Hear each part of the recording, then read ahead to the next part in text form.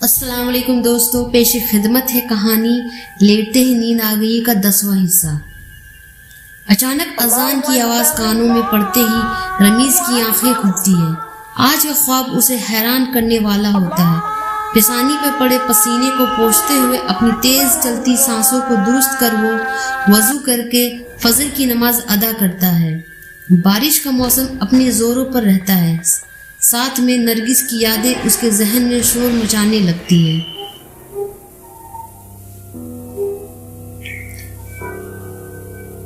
नमाज के बाद तस्बीह व खुदा का जिक्र कर वो वापस आकर अपनी चारपाई पर बैठे आंखें मूंद लेता है, सोने की कोशिश करने लगता है।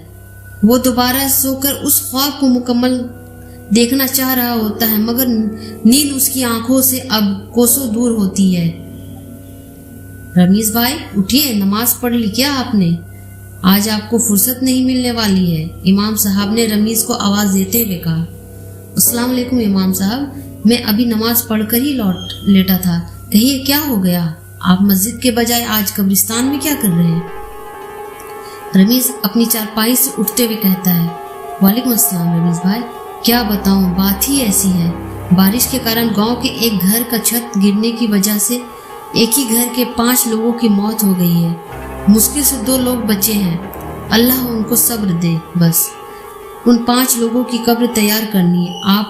आपको चलिए चाय वगैरह पी लीजिए, फिर काम में लग जाइए, इमाम साहब ने अफसोस जताते हुए कहा। ठीक है, आप उनके कब्र की नाप लेकर आए हैं तो मुझे दे दो, और उनको मिट्टी कब पड़ेगी ये भी बता दो, मैं कब्र तैयार कर देता हूँ फौरन ही।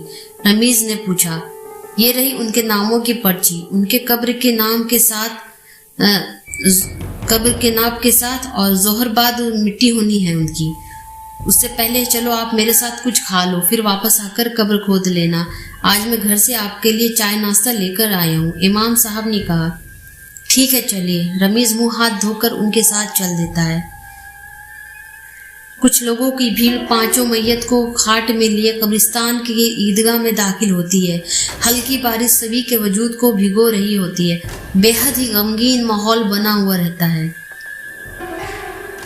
दोपहर में नमाज जनाजा के बाद 5 मैयत को कब्र में दफनाने के बाद सभी लोग वापस चले जाते हैं। रमीज कब्र की मिट्टी को सही कर वापस अपने घर की तरफ मुड़ता है कि उसे सबीना के कब्र की याद आती है, तो वो उस सिमत मुड़ता है और अच्छे से जायजा लेता है कि कहीं कुछ निशान उसके बाहर तो नहीं पड़े हैं जिससे उस पर किसी को शक हो। सब सही होने का तसल्ली कर वो वापस अपनी कमरे की तरफ चल देता है। आज उसका मन अंदर से बेहद गमगीन रहता है। वो बस ख्वाब में आगे के वाकयात देखना चाह रहा होता है। उसके जहन में उसके नरगिस की यादें बसी होती हैं। कमरे की सिमत जाते वक्त उसे कब्रिस्तान के एक पेड़ के पास वो नकाब पोश खातून दिखती है जो रमीज को ही देख रही होती है। रमीज उसे अनदेखा करके जल्दी से अपने कमरे की तरफ बढ़ जाता है। वो काफी थक चुका होता है, जिससे चारपाई पर लेटते ही उसे कुछ ही देर बाद नींद उसे अपने आगोश में ले लेती है और फिर उसके ख्वाबों का सफर शुरू हो जाता है। रमीज ख्वाब में खुद को शहर में इधर उधर काम की तलाश में भटकते हुए देखता है। उसके बदन के कपड़े मैले हो चुके होते हैं। भूख से उसका बुरा हाल हो रखा होता है। उसके पास इतने पैसे नहीं होते कि वो खुद के लिए खाना खरीदे। सड़कों पर इधर उधर मारा फिरता रहता है। तभी उसे एक होटल के बाहर रखे झूठे बर्तनों में लोगों के छोड़े हुए खाने दिखते हैं। रमीज उन बर्तनों में पड़े खाने को उठाकर खाने लगता है, जिससे उसे थोड़ा सुकून मिलता है। ए लड़के, क्या कर रहा है तू? भागता है कि नहीं इधर से? होटल के मालिक ने चिल्लाते हुए रमीज के हाथ से खाना छीनते हुए कहा। भैया, बहुत भूख लगी है और मेरे पास खाना खरीदने के लिए पैसे नहीं है, इसलिए इन झूठे खानों को उठाकर खा रहा था। माफ कर दो अगर आपको बुरा लगा हो तो। वैसे भी ये खाना आप फेंक ही दोगे, इससे अच्छा है कि मैं खा लूं ताकि मेरी भूख मिट सके। रमीज ने बेबसी से खाने की तरफ देखते हुए कहा। ठीक है, चल चल अब निकल इधर से, वरना धक्के देकर भगाऊंगा। ना जाने कहां कहां से आ जाते हैं मुफ्त की रोटी खाने। काम वाम तो करना नहीं है इन्हें, होटल के मालिक ने चिल्लाते हुए कहा। काम की तलाश में ही हूँ साहब। मैं खुद मुफ्त की रोटी खाना पसंद नहीं करता, वो तो बस वक्त बुरा चल रहा है मेरा फिलहाल। रमीज कहता हुआ खामोशी से वहां से चला जाता है। नहीं नहीं, ये नहीं देखना है मुझे तो अपनी नरगिस को देखना है। रमीज ख्वाब में खुद ही बड़बड़ाता हुआ उठकर बैठ जाता है। अपनी सांसों को दुरुस्त कर वो घड़े से पानी निकालकर एक सांस में गटक जाता है। वापस दोबारा सोने की कोशिश में लग जाता है। वो काफी थका हुआ रहता है, इसलिए उसे फौरन ही नींद आ जाती है। धीरे धीरे वो ख्वाबों की दुनिया में कदम रखने लगता है।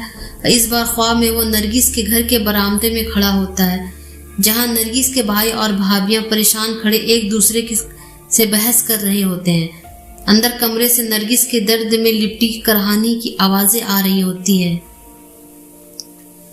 कहा था तुम लोगों को मैंने कि इसे घर से बाहर मत जाने दो, मगर तुम लोगों ने मेरी बात नहीं मानी और आज अंजाम सामने है। दिल तो करता है कि इसके साथ साथ तुम सबका गला दबा दूं। इज्जत खराब कर दी बस सबने मिलकर, किसी को मुंह दिखाने लायक नहीं छोड़ा है इन बदसातों ने। नरगिस के बड़े भाई ने गुस्से में इधर उधर टहलते हुए सीधा आकर अपनी बीवी का गला दबाते हुए कहा, भाईजान ये क्या कर रहे हो आप? भाभी की इसमें क्या गलती है? गलती इसमें सिर्फ और सिर्फ नरगिस की है, जिसने हमारी तरफ से दी हुई आज़ादी का गलत फायदा उठाया। भाभी को छोड़ो और ये बताओ कि अब आगे क्या करना है। नरगिस के छोटे भाई ने अपने भाई का हाथ अपनी भाभी के गले से हटाते हुए कहा, सारी उम्र हम इज्जत करते रहे और एक पल में इन लोगों ने सब खत्म कर दिया। गुस्सा तो तुझे इन दोनों पर आ रहा कि इन्हें मालूम हो चुका था कि नरगिस हमल से है, फिर भी इन्होंने उसी वक्त हमें क्यों नहीं बताया? उस वक्त हम कोई रास्ता निकाल सकते थे, मगर नहीं, इन्होंने 8 महीने ये राज हमसे छुपा कर रखा। अब तुम ही बताओ भाई, इन्हें जान से मारने का मन होगा कि नहीं? सब ने बर्बाद कर दिया हमें। नरगिस के बड़े भाई ने सर पीटते हुए, इसमें हम दोनों की कोई गलती नहीं है। 4 महीने पूरे होने पर हमें पता चला कि तुम्हारी बहन पेट में किसी का बच्चा पाल रही है और उस वक्त हमल गिराना भी सही नहीं था। हमने तो बात छुपाकर बस आप लोगों की इज्जत बचाई है। अच्छे तालीम दिए होते ना आप लोगों ने अपनी बहन को, तो वो आम के बागीचे में रंगरेलियां नहीं मनाती और ना ही पेट से होती। उस लड़के का वो तो मजे करके चला गया शहर, थोड़ी ना वो अब वापस आएगा। नरगिस की छोटी भाभी ने तीखे स्वर में जवाब दिया, बकवास मत कर ज्यादा वरना तेरा मुंह तोड़ दूंगा। कैंची की तरह जुबान चलती है तेरी। और भाई आप इन औरतों की बातों पर ध्यान मत दो, इन्हें बकवास करनी आती है बस। नरगिस के छोटे भाई ने अपनी बीवी को डांट लगाते हुए कहा, तुम दोनों शक्ल क्या देख रही हो हमारी? जाओ जाकर अंदर देखो बच्चा हुआ कि नहीं, और हाँ, उसके मुंह पर कपड़ा बांध दो ताकि बाहर आवाज ना जाए, और बच्चे के पैदा होते ही उसे मार देना वरना मैं मार दूंगा। सुबह होने से पहले इन सब बातों को रफा दफा करना है हमें। नरगिस के बड़े भाई ने कहा तो नरगिस की भाभियां डर से वापस नरगिस के कमरे में आती है, जहां वो दर्द से तड़प रही होती है। छोटी जा तू गर्म पानी लेकर आ। नरगिस तुम कोशिश करो, सब बेहतर होगा। नरगिस की बड़ी भाभी ने कहा, भाभी मुझे बहुत डर लग रहा है। मुझे नहीं लगता कि अब भैया मुझे जिंदा छोड़ेंगे। बस तुम मेरे बच्चे को बचा लेना। इन सब में इस मासूम की कोई गलती नहीं है। खुदा के वास्ते भाभी बचा लेना मेरे बच्चे को, इसे रमीज को दे देना। नरगिस दर्द से कहराते हुए कहती है। नरगिस फिलहाल तुम शांत रहो वरना आसपास के लोगों को भनक लग जाएगी, फिर ना जाने कैसी कैसी बातें बनेगी। नरगिस की बड़े भाभी ने उसे चुप कराते हुए कहा। काफी दर्द सहने के बाद आखिरकार नरगिस एक खूबसूरत से बेटे को जन्म देती है, जो देखने में बिल्कुल रमीज की तरह होता है। रमीज ख्वाब में खड़ा सब देख रहा होता है। उसकी आंखों से आंसू से भर जाती है। वो ख्वाब में ही अपने बच्चे को गोद लेने की कोशिश करता है, मगर उसके हाथ आर पार हो जाते हैं। उसे अपनी बेबसी पर और भी रोना आ रहा होता है। बच्चे की रोने की आवाज़ सुन नरगिस के बड़े भाई दौड़ते हुए कमरे में आते हैं और अपने हाथों से रोते हुए बच्चे के मुंह दबाकर मारने लगते हैं। रमीज उसे बचाने की नाकाम सी कोशिश करने लगता है। नहीं भाईजान नहीं, छोड़ दीजिए मेरे बच्चे को। इन सब में इसका कोई कसूर नहीं है। खुदा के वास्ते छोड़ दीजिए, आप इसे मस्जिद के बाहर रख दे, कोई ना कोई उठा लेगा, इसे मारकर गुनाह ना करे, खुदा के लिए छोड़ दे भाईजान। नरगिस ने रोते हुए कहा, बदतमीज, आवाज़ बंद कर अपनी, पूरे मोहल्ले को उठा देगी क्या? रंगरेलियाँ मनाने में तो बड़ा मज़ा आ रहा था तुझे, हराम की पैदाइश है, इसे मारना बेहतर होगा। नरगिस के बड़े भाई ने कहा, मैंने कहा ना छोड़ दीजिए मेरे बच्चे को, वरना मुझसे बुरा कोई नहीं होगा। बहुत सह लिया मैंने आप लोगों का जुल्म। नरगिस अपने बेटे को अपने भाई के हाथों से छुड़ाते हुए अपने सीने से लगाते हुए कहती है, ठीक कहा तुमने, इस गुनाह में इसकी गलती नहीं है। पहले तेरा काम तमाम करूंगा, फिर तेरे बच्चे का। चल छोटे, पकड़ इसके हाथों को।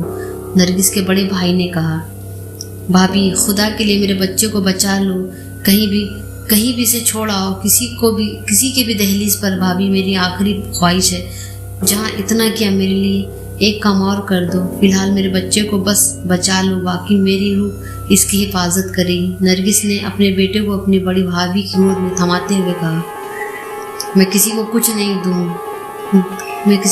होने दूंगी, छोड़िए, आप क्या कर रहे हैं? आप मासूम बच्चा है वो। नरगिस की बड़ी भाभी कहते हुए उसके बच्चे को गोद में लेकर घर से दौड़ते हुए बाहर चली जाती है। नरगिस दर्द और आंसुओं से भरी आंखों से अपने जिगर के टुकड़े को खुद से दूर जाते हुए देख रही होती है। तभी उसके भाई उसके मुंह को कपड़े से बांधकर उसका गला बेरहमी से दबाने लगते हैं। समाज और इज्जत के आगे वो अपने और अपनी बहन के बीच की मोहब्बत को भूल चुके होते हैं। बेचारी नरगिस काफ़ी देर तक अपने हाथ पैर पटकते रहती है। अभी उसने हमल के दर्द को सहा था, अभी हमल का खून बहना बंद भी नहीं हुआ होता है कि उसके भाई उसकी ज़िंदगी छीनने के लिए उसका गला दबा रहे होते हैं। सामने रमीज़ खड़ा अपने ख्वाब में ये सब देख नरगिस को बचाने की नाकाम सी कोशिश करता है। वो काफ़ी चीखता चिल्लाता है, मगर कोई भी उसे नहीं सुनता है और उसकी नरगिस उसके सामने धीरे धीरे मर रही होती है। नरगिस ने जब आखिरी सांसें ली तो रमीज़ को यूँ महसूस हुआ जैसे वो उसे देख रही है और कह रही है, रमीज़, मेरा सफ़र मुकम्मल हुआ।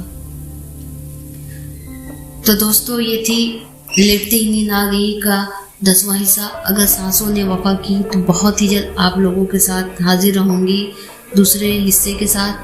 तब तक के लिए अपनी दुआओं में मुझे याद रखें और सुनते रहें लेटते ही नींद आ गई। अल्लाह हाफिज़।